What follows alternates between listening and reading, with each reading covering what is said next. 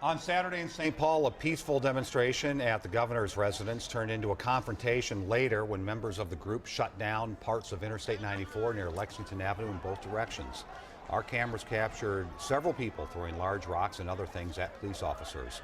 Reg Chapman just spoke with the St. Paul police chief about what happened. Reg?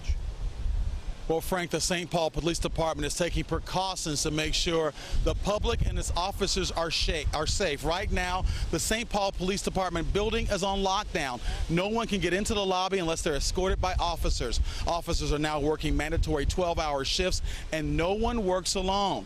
Police say these precautions are necessary, especially after a weekend of uncertainty on the streets of St. Paul.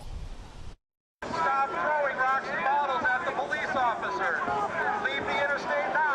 Law enforcement did not expect to be assaulted when they agreed to escort protesters upset about the shooting death of Philando Castile at the hands of St. Anthony police. The injuries that they had ranged from a separated shoulder to cuts and bruises. A University of Minnesota officer received a serious spinal compression injury. The other 20 injured were taken to the hospital, treated, and released. Even the officers that ended up going to the hospital several hours later stayed in their spot the entire time. Nobody tapped out. St. Paul Police Chief Todd Axtell says it was a tense night for all involved, especially the families of officers who stood toe-to-toe with concrete-throwing protesters.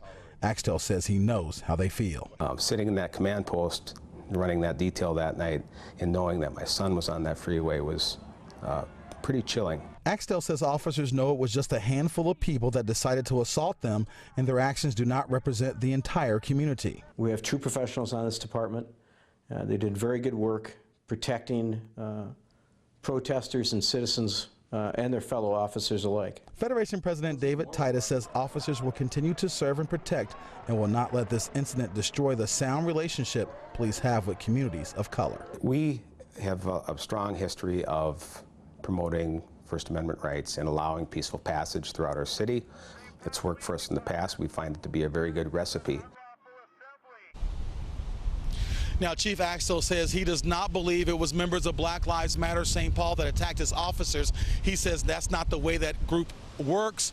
He says that he will work with Black Lives Matter St. Paul to make sure that future protests are peaceful, Frank.